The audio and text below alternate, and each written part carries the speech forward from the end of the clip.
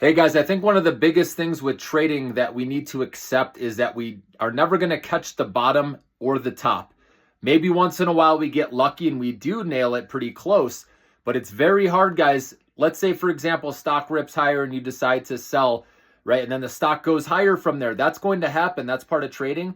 And you may feel sick to your stomach that you sold out too early, right? Which is sad because even though you made a profit, you're still not happy because the stock went higher. This is a normal human emotion that we get when it happens. It's not a good feeling, but we have to train our brains to accept that it's okay. We got to win. It could have easily gone the other way when we lost, which is worse, okay? And then if you want to avoid that, after you sell a stock, if you're completely out of it, you can delete that ticker symbol completely so you don't have to even look at it. That's the best way to go about it.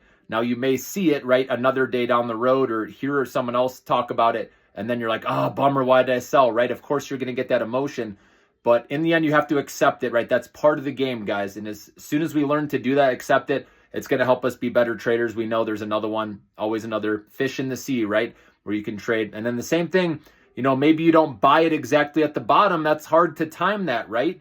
And so that's why dollar cost averaging slowly as it goes down, or you wait until you see good buying volume come in after a dip.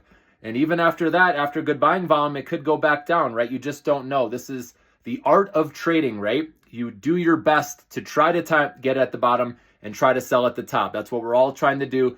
But very rarely do we get that, guys. So remember that. As long as you're getting wins, that's why I try to teach locking in wins. And some of you may be like, oh, why are you saying the sell? It's going to go higher, right?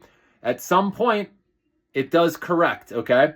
It fills the gap back down when the news wears off. And I may be early selling out of some things, and that's okay with me, even if it keeps going up. Let's say Big Bear AI, which I sold out of, took a nice gain, and it kept going higher, right? Now it's dipped down into the sevens. So I sold much higher than it is now. You don't exactly get the timing right, so just remember that, guys.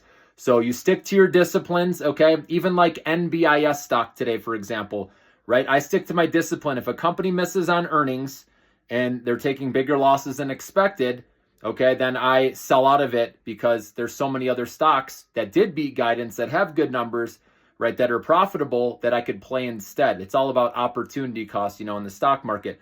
So I sold out of NBIS and it kept going higher. That's okay. This is exactly what I'm talking about. You have to accept that stocks can go higher when you don't expect it, or go lower when you don't expect it, right? And especially around earnings, remember, stocks can be irrational. A company can miss on their earnings and the stock goes higher. I saw a couple stocks do that. And so you never know, okay? But in the end, when you stick to your disciplines, when you look at the fundamentals of companies, like I said, missing on earnings, there's something key that they miss on, whether it be margins, right? Then the stock at some point will most likely correct, especially if it's up big, okay? So I just wanted to point that out. Don't kick yourself, okay? If you don't catch the exact bottom and top, that is just part of trading.